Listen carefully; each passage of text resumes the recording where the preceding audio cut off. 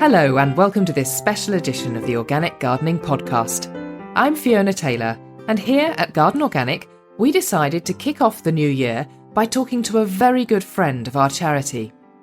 Adam Alexander is an author and grower who's written all about his passion for finding the very best vegetable seed in his book, The Seed Detective.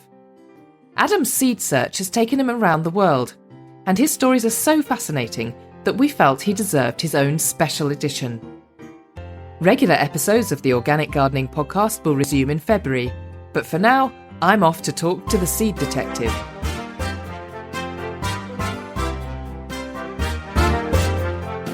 I'm delighted to start this new year with a conversation with Adam Alexander, a great friend to Garden Organic and indeed to the Heritage Seed Library, who has written a fascinating book called The Seed Detective, which we're going to explore with him during this interview. But first of all, Adam, you are a great friend to our charity. Can you just tell me a little bit about that? Well, first of all, thank you very much for asking me to be on your podcast. It's a great honour.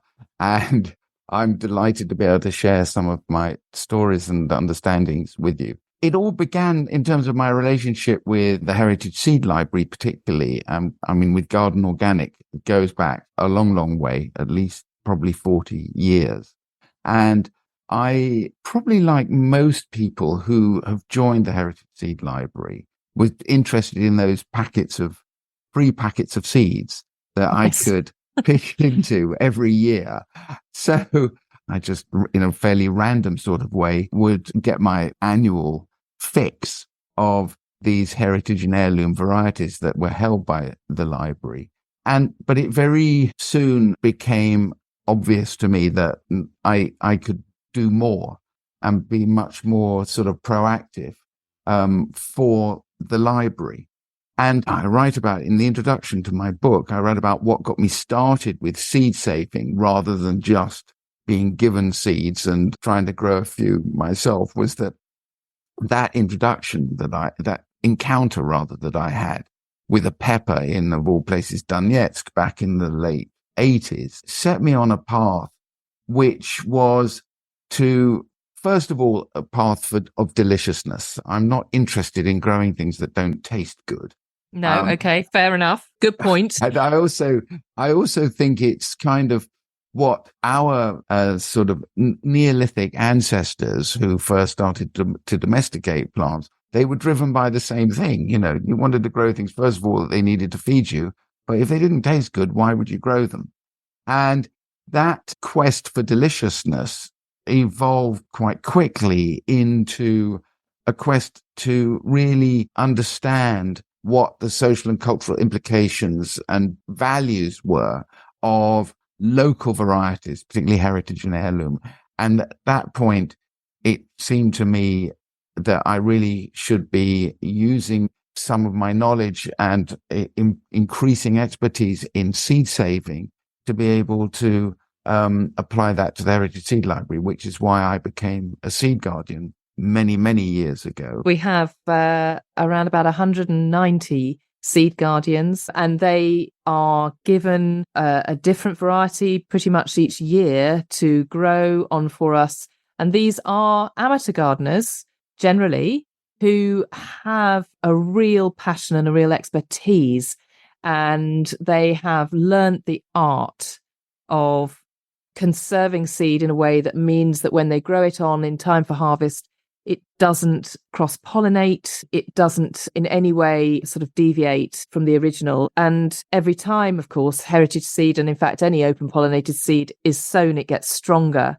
So we use our seed guardians as this great, important program of ensuring that seeds are viable and ensuring that our collection is a living collection. If you do get hold of some seed from the Heritage Seed Library, as a member of the Heritage Seed Library, it will be fresh seed that has been reared probably by someone like you, Adam. Yes, I've become a bit of a seed anorak over the years. And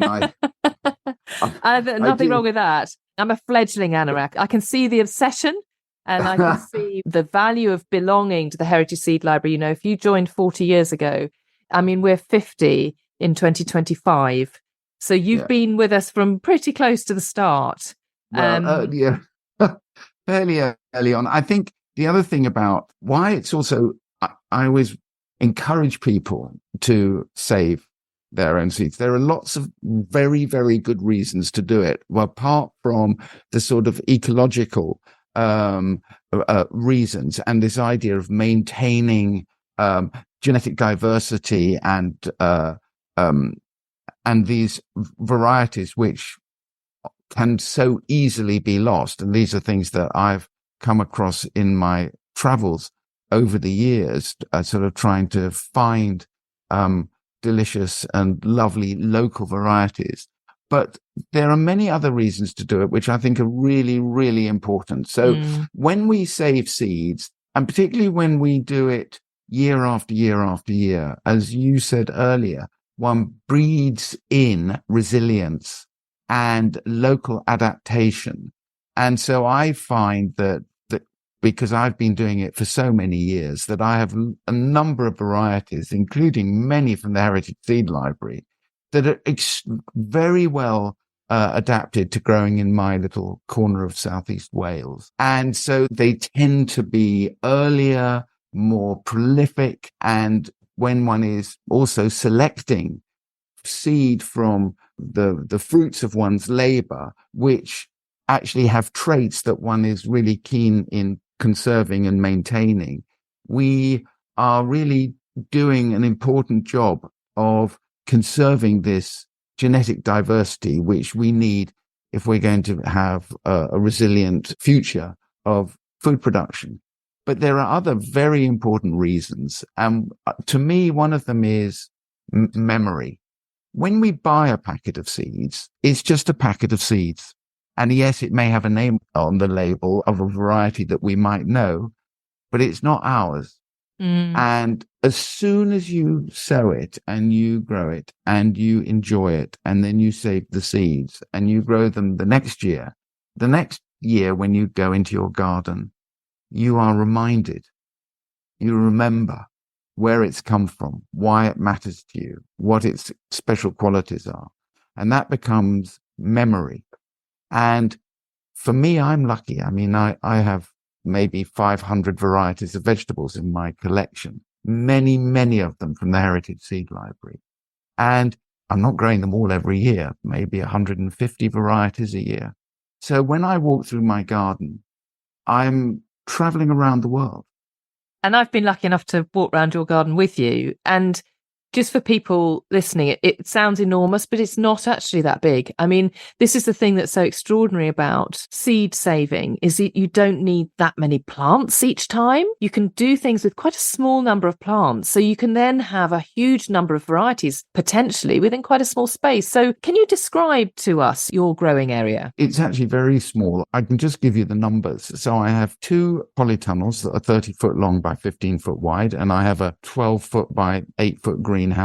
And then I have 18 raised beds that are 4 meters long by 1 meter wide. So everything fits into actually quite a small space. And I'm also growing a lot of things in pots. I love to experiment. So when I get given seeds as a member of the Heritage Seed Library, you'll get your packet of seeds, and I may get, 10 or 12 beans or 20 peas in a packet. Actually, that's enough to grow in a large pot. Yes. So I like to do that because I like to see how things do in small confined spaces. And it's amazing because you can just take literally a handful of seeds, put them in a large pot. And not only have you got lots of lovely meals, but at the end of the season, as the plants are maturing and starting to dry off, you don't need to save that many pea pods or bean pods to have more than enough to grow and share the following year. It's fascinating, this, isn't it? Because we've had this sort of tradition around gardening that if something goes to seed, it's bad. It's a bad thing. Oh, we've let it run to seed. And actually, as you say, well, if you've got, 6 plants, you're only going to need to let one go, and you're going to get all that enjoyment off the others. But I love the idea of you sowing your Heritage Seed Library seeds in a series of pots so that you can observe them closely and understand them and see, what the timing is and how that evolves. And I think that's again one of the joys of having a plant that you watch right through the entire cycle, because we're so conditioned to, well, once it's fruited, yank it out. Well, it's rubbish, isn't it? It's rubbish. Well, I always like to do the maths as well. So, if I'm saving, peas are a really good example. So I think to myself, well, I want to grow a 2-meter double row of peas, and I'm growing my peas about 2 centimeters apart in a double row. So that means I need absolute tops 300 peas. That actually is probably 15 pods. That's all it is. So literally a handful is enough for you to grow enough peas to feed yourself for several weeks, usually. That's the other really wonderful thing about these old traditional varieties, is that when you were a farmer back in the day, actually the last thing you wanted was all of your crop to come at once. You wanted it to provide you with food over a long period, which is why so many of these traditional varieties are great for us, because if you keep picking them, they keep delivering the goods. And that's absolutely the antithesis of modern cultivars, where you want to harvest them all in one go. But it's lovely that you can have a few plants, try them, and if you like them, you just save a handful of seeds and off you go the next year. And the following year, those seeds that you have saved, when they come up, they go, I know this place. This is home. And everyone's a winner. Most definitely. And this passion of yours finally has been written into a brilliant book called The Seed Detective, which you wrote last year. It's been very well received and it's had lots of good write-ups. Thank you. With very good reason, because what you've done in the book is you've taken people around the world with you, because this passion of yours has been with you for decades, and you've always found time, even when you were traveling to another country for other work that you were doing, you've managed to sneak off and go and explore the local vegetables, the local markets, and understand the local food economies. So it really takes us all across the globe, this book. It's absolutely fascinating. And I'd quite like us to delve into some of these stories, because each of these incredible seeds and incredible varieties have a great story, and you tell them really well. And the first one I'd really like to explore is when you went to Oman. There's a little section in the book that's called A Land Full of Surprises. And I just want to read a little extract from that, just to see if we can take people with us into this extraordinary landscape that you describe. At about 2,000 meters above sea level, this stunning region is famous for growing damask roses to make rose water, possibly Oman's least known but loveliest export after its sensational dates. When I travelled there in 2012, the road had only recently been partially tarmacked. A 4-wheel drive was essential, and a smile at the checkpoint off the main highway was sufficient to allow free passage. Tiny, ancient villages cling to precipitous cliffs as terraces tumble 1,000 metres to the valley floors. As well as roses, all just starting into bloom when I was there in early spring, farmers grow pomegranates, peaches, grapes, and a profusion of vegetables, including local varieties of tomato, cucumber, and garlic. Now, Oman and garlic are not words I would have put into the same sentence had I not read your book. Tell us more. Yes, it's interesting. I mean, the Saik Plateau where I was is fantastic, because you think Oman, we're at the bottom end of the Gulf, it's desert, it's dry, it's hot. And yes, it's all of those things. But at 2,000 meters above sea level, it also has a remarkable climate. And it has this long, long history of human occupation. The thing that most surprised me when I went there was just the sophistication of the irrigation. It makes the Alhambra look rather like a sort of slightly boring fountain in comparison. I don't mean to disrespect Alhambra, but my goodness me, when you go to the Saik Plateau, you see it. And right across northern Oman, the genius of those inhabitants who thousands of years ago were making use of what little water there was. I'd actually gone up there for a bit of R&R. I'd been doing some work in the region and wasn't really expecting to find anything other than damask roses. And unfortunately, I was a bit early, so they weren't fully in flower. But when I stumbled across these terraces full of garlic, and they were at that lovely stage where when we grow garlic, we can eat it when it's fresh in sort of late spring. And there was this garlic, red skinned, just looking very inviting. And I was somewhat surprised, went back to the hotel I was staying at and spoke to the patron. I said, where did this come from? I said, who's growing this stuff? And he said, well, it's me. It's my farm. This is all my terraces around here. And I mean, this is something that I've come across constantly, is that you see something, and if it could be a farmer, it can be a hotelier, chefs are growing all the things that are around them. And in the case of this garlic, he kind of thought, well, they come from France. And I think he hadn't really thought of it because he, like many of us, just associated garlic eating with the French. Well, the French had certainly been occupied Oman earlier on in the 20th century. They'd had a time there, but actually that garlic was not French. And I knew that because for those of us who grow and enjoy garlic, there are two key types. There's the soft neck and the hard neck.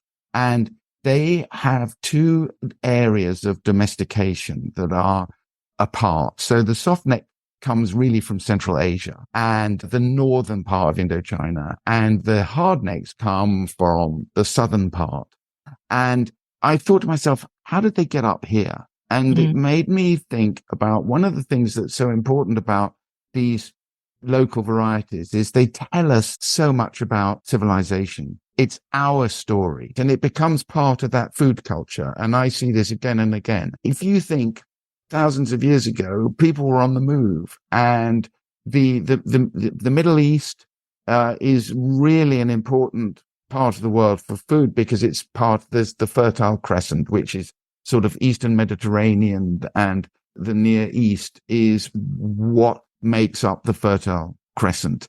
And you had people that were traveling from the south, trading, and they would start in the south and they'd follow up by the sea until they got to Oman. And actually where they were headed, most of them, was to Constantinople, which was the great trading center 2,500 years ago. If you think of cities in Syria, which is itself an amazing country for plant hunting and seeds, is that Damascus is the oldest continuously inhabited city in the world. It's been there for 3,500 years. And people stopped off in Oman to get on a camel to head north. Damascus first stop, then Aleppo with this ancient souk, ultimately Constantinople. And I'm, call me a bit of an old romantic, but I kind of imagine that you had these travelers who were trading and carrying stuff with them. As we travel, we have to eat. What do we carry with us? We carry with us the seeds of our own nations and cultures. And that, of course, also included bulbs of garlic. And I can imagine some traveler, for whatever reason, falling in love with a local. They end up staying in Oman on the Said Plateau, which was highly cultivated, a couple of thousand years ago or more, and plant their garlic. And over time, that garlic is assimilated into the local food culture. And that's why I like to grow it myself, because it has a particular sort of habit. It likes to be dry. It wants a nice cold winter, which is what you get on the Said Plateau. And of course, it's unimpeachably delicious. Yes, absolutely. Well, we're going to travel a bit further now because in the Heritage Seed Library, we hold lots and lots of beans, amongst other things. But beans are of immense importance as a crop because they can be eaten in so many ways and they can be dried. And it's funny because in a kind of veg patch context, we're a bit kind of dismissive of beans because they're quite an easy crop on the whole. So we perhaps don't quite have that much respect for the humble bean. But my goodness, there's a serious amount of culture attached to it. So I'm going to read again from your book because now we're travelling to Myanmar. Amazed at how well travelled you are, Adam, but you do describe it so beautifully. It was February 2015 and I was travelling in Shan State, northern Myanmar. Mist lay across the silently flowing Matingi River like a comfy duvet. The lightening sky drove out the shadows that had been hiding the secrets within the morning market. Stooping beneath the gently billowing red and orange fabric canopies of the stalls, I was soon lost in a maze of narrow paths, muted colours, spicy aromas, and piles of local produce. Everywhere were mounds of watermelon, pineapple, and the usual spread of chilies, onions, greens, herbs, and salad crops. I wasn't looking for anything in particular, just curious, with the hope of being surprised. And indeed you were surprised, so tell us what happened next. My first stop whenever I'm traveling anywhere is a market. And the last thing you do is you go to a popular tourist market. You get up at dawn and you go to where all the locals get their food. Yeah. And I'm always on the lookout for a particular archetype who is somebody, they're nearly always women of a certain age, and they are growing their own vegetables and fruits and selling them in the market. And they're usually doing it, or nearly always doing it, from seeds that they've saved themselves. That's really key to what I'm after. So when I was wandering around this wonderful market in Sipor, which is on the road to Mandalay from China, the Shan state's really interesting. I mean, now the Shan state is at war with the junta in Myanmar, and they're very independent people. And you have to imagine this is quite elevated ground. As you go north in Myanmar, you get higher, you're getting in towards the Himalayas. And so the climate change is really, really interesting. And I was in the market and I saw a number of ladies with these huge baskets, like the size of tires. Yes, piled high. Yes, yes, yes. They were piled high with beans, and people were buying these beans. They were cooked, and people were buying handfuls of them. And then they were popping the beans out of the pods, a bit like we would do with an edamame bean, and eating them as snacks. And I had a wonderful guide called Ang So, who was a Shan. And I asked him about these beans because I was intrigued. I said, what are they? And he said, well, we call them the angry bean. And I said, why? And he said, because in Shan culture, if a pregnant woman tries to harvest these beans, they will stop cropping. And I was fascinated by this because apart from the sort of trope of the unclean woman, this goes back to animist beliefs, obviously sort of religious ideas, wrongly or rightly. What it told me was that this bean was absolutely the heart of Shan food culture. And yet when I looked at it, I thought, this bean does not come from Myanmar. It comes from South America, which is the home of not all beans, but of New World beans. And I had a suspicion that this was a type of bean known as Physolus lunatus, but I didn't know. And also I was keen to see if I could get hold of some seeds. And it was that time of year, everybody's harvesting their beans. There's no seeds around. Fortunately, Ang So's mum had some seeds. I said, oh, I can't take your seeds off you. She said, it's all right. She said, we're putting an extension into the garden. I'm not planning to grow them anymore. So I felt entirely justified in taking her stock. And I brought a few seeds back home with me. And first of all, they're absolutely beautiful. They're one of the most beautiful beans you could ever look at. They're very large, flat bean with these wonderful red and white swirly patterns on them. And I'd asked his mum where they came from, and she said, well, they come from Mandalay. They're our bean. They're a Shan bean. And when I tried to explain to her, look, I think they come from South America, she said, no, of course they don't. You know, looking at me as if I was a rather. Well, they were their bean. By that stage, they were theirs. Absolutely. Absolutely. But anyway, I then wasn't sure about their provenance, and I did some tweeting, and eventually I hooked up with a guy in Texas who said, actually, this is known in America as the Christmas lima bean, or as Americans call it, the Christmas lima bean. And we made some notes and comparisons, and I knew that I had a landrace type of bean called Physolus lunatus subspecies Palar. There's another one, which is the Siva bean, which is a white butter bean, which we're much more familiar with. And the Palar bean comes from actually quite a small region of northwest Peru, hence the name Lima. And why is it called the Christmas lima bean? That is because when Americans were traveling west, Europeans were traveling the gold rush, they arrive in California, and there's been a lot of trade going up and down the west coast of America with ships, and sailors have to eat. So they would be stocking up as they sailed from south to north with beans from Peru. Presumably dried beans. And yeah, absolutely. Yes, yeah. And they then ended up being picked up by the new European wannabes hoping to get rich, prospecting for gold. And it was called the Christmas lima bean because they would grow it as a winter crop. And it was a protein store. And really, really important in order to stave off potential starvation, hence the name, because it was being eaten at Christmas time. And the other thing is that if you look at pre-Inca pottery from that part of Peru, it is covered in decorations of this particular bean. And the reason why I love what I call the angry bean is because it absolutely is the story of globalization. It is a fantastic example of how you have one crop and it means so many different things to so many different people. And it's been part of our human food culture for at least 3,500 years.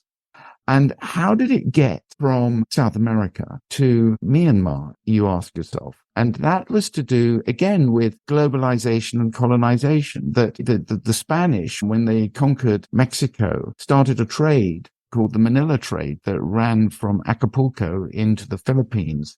And they had to feed their crew and they put beans on. And that's how many beans arrived in Southern Asia from this route and found their way by fair means and foul into Shan state, wasn't Myanmar then, and was embraced by those people and became hugely significant. And it's, to me, I mean, it's the one crop that I grow that I think has the richest diversities of stories about itself around the world.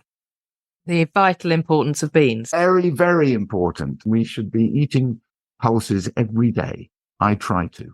That is absolutely fascinating to think of how well-travelled a crop like that becomes. I mean, you were saying it's a really vital part of the Shan cuisine, and that presumably spreads right across Indochina, I would have thought. It does in different ways. So in different parts of Indochina, you have different crops that mean different things to them. It's difficult now because I can't go back to Shan State.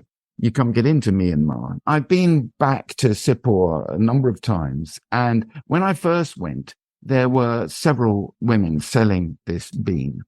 And the last time I went, there was only one person selling them. And this is the real problem that we have because of the pressures. The Chinese were coming into Shan State and saying to the farmers, look, you don't grow this crop that you've grown forever and a day. Grow these modern cultivars for our market. And what happens is that literally within a heartbeat, you lose a variety. And the amazing thing about the whole of that region is that it is essentially agrarian. Millions of small farmers, all growing local varieties, saving their own seeds. So you have this incredible genetic diversity. And it's very resilient. It means they don't go hungry. But as soon as you are tempted and somebody comes along and says, grow this, you're going to make more money, why wouldn't you grow it?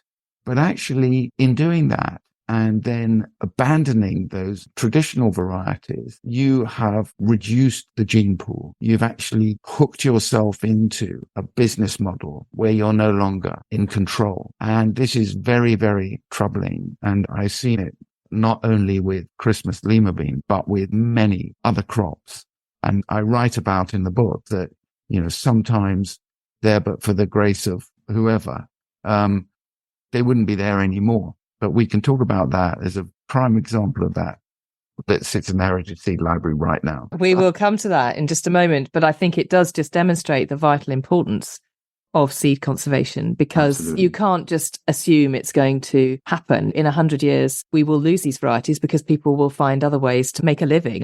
And then the unintended consequence of that can be exactly what you've just described. So we've travelled with the angry bean up to Peru, and we've talked about it being called the Christmas lima bean. It's a short hop up to North America now. I really want to talk about corn with you. Such an important crop in America. Let me just read a little extract just to set the scene and just to imagine the landscape around you on this particular trip of yours.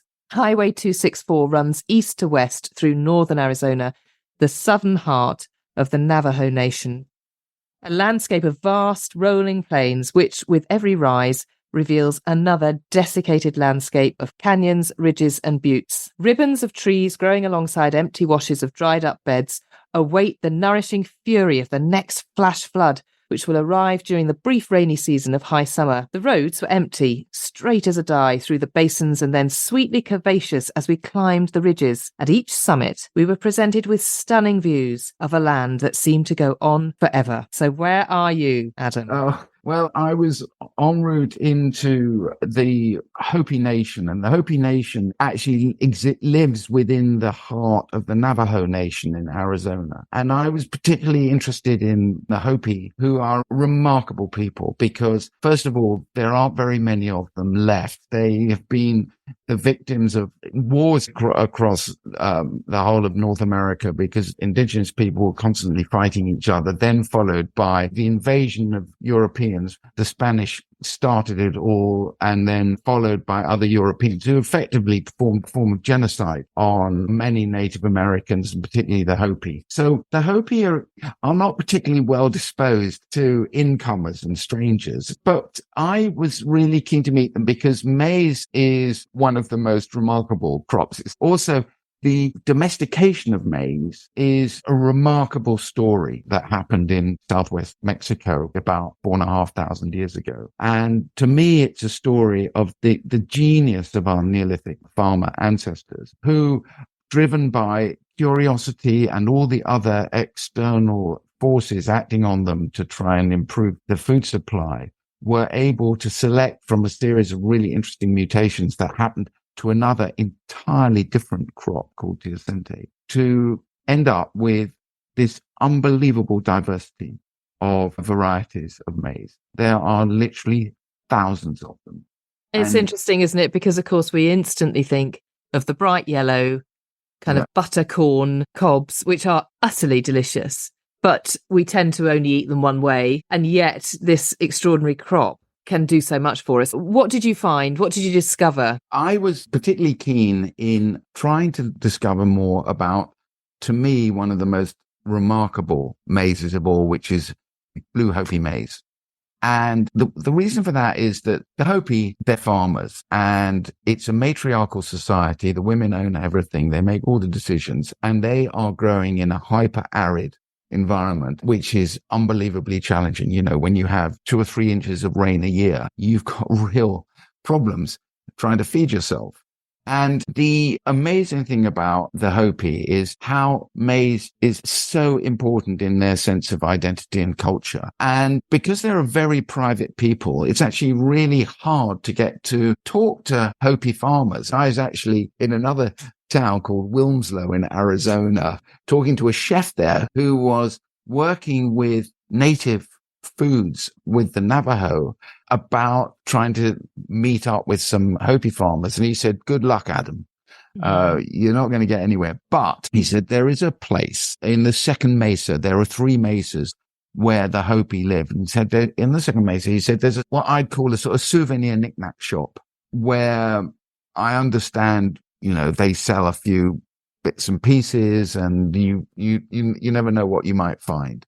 And I was not holding out much hope. Anyway, I drove up onto the second mesa and, you know, it's straight out of a Hollywood scene. There was this dusty street, some rather indifferent looking small shacks. And there was one with a sign swinging outside and an ancient pickup outside. And the screen door was clanging in the wind. Yes. And I walked into this place and there were 2 guys leaning on the counter.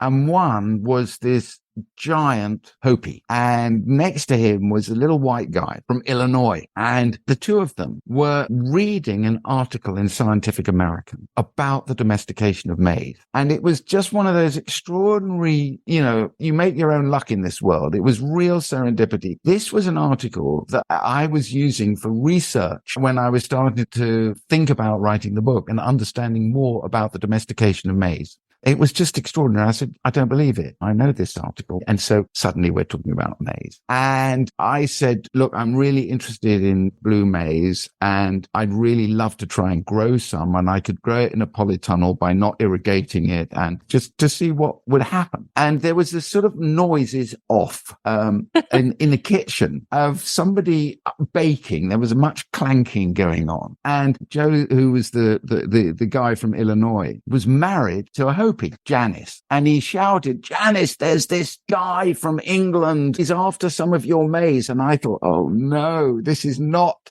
how these things happen. And I was expecting to be given short shrift. And this wonderful Hopi lady comes in and she's all sort of covered in flour and looking slightly grumpy. And he said, do you want to give him some maize? And I thought, well, I'm going to have to go on a serious charm offensive here. And we started to chat and she was lovely. And she was telling me about how they'd met and she'd come back into the Hopi nation and had been given back her land by the lady of their tribe. And she was growing maize and they grow it very differently there, where they grow it they dig a deep hole, at least a foot deep, and they chuck a handful of seeds in and they wait. And there's just enough moisture for the seeds to germinate. And then they send out these long shoots and you get these clumps of maize growing maybe 15, 20 feet apart.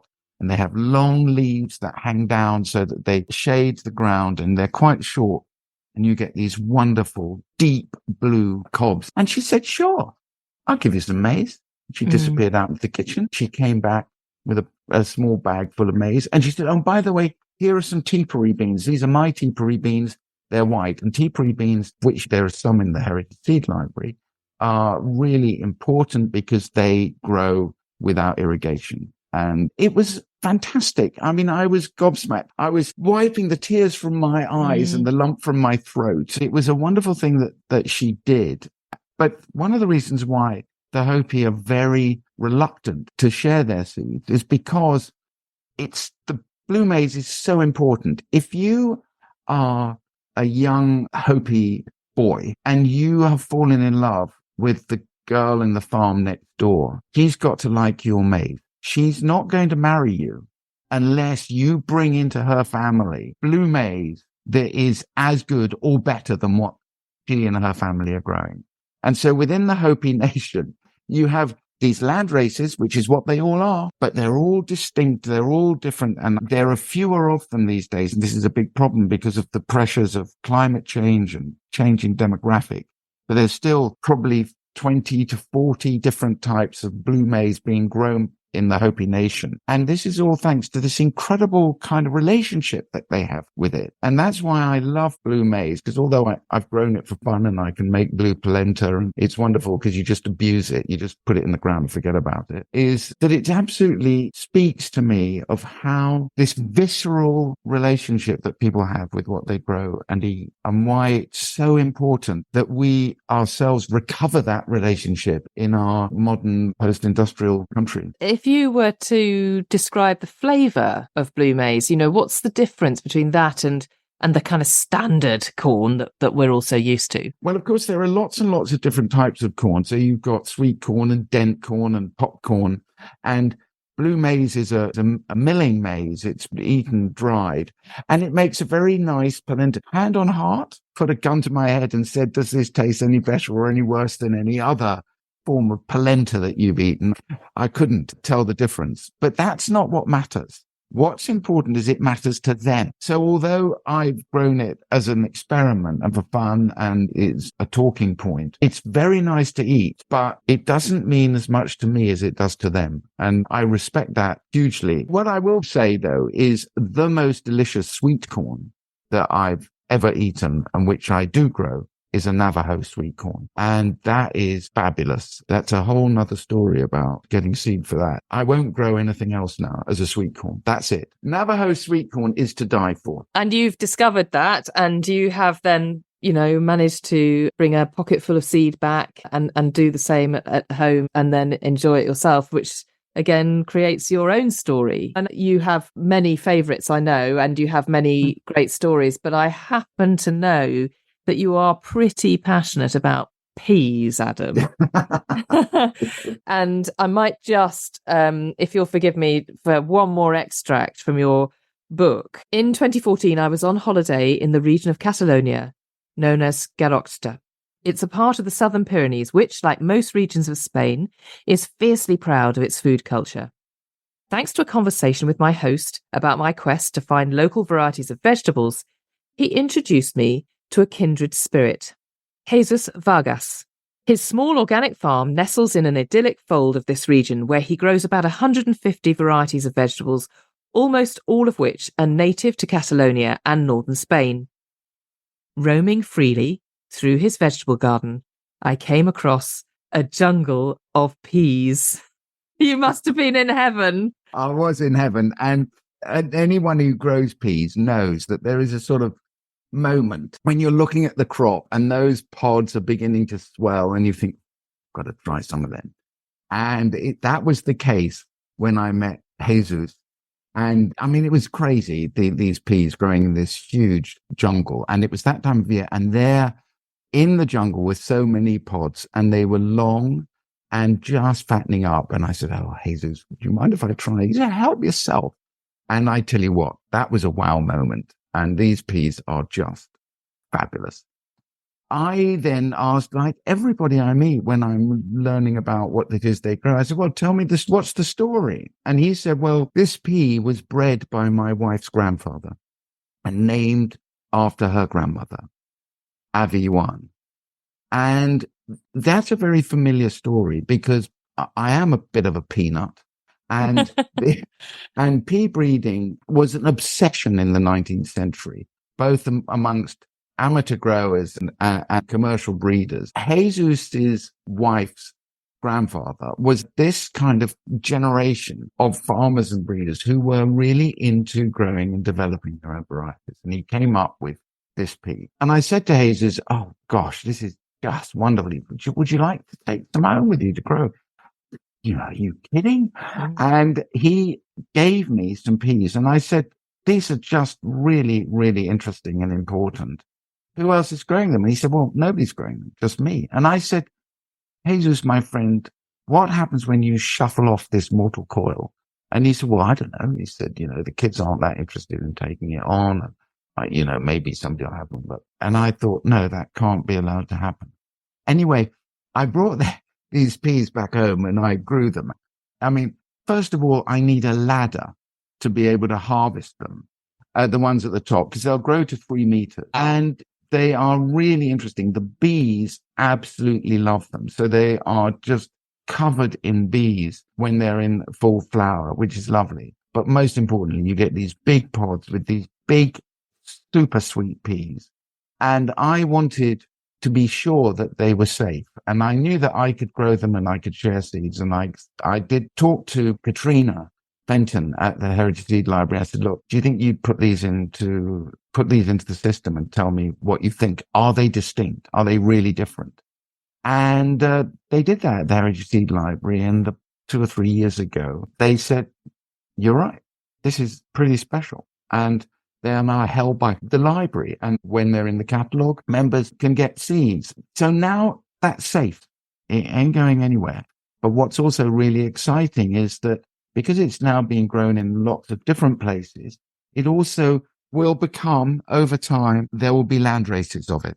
And I mean, I've sent this pea all over the world.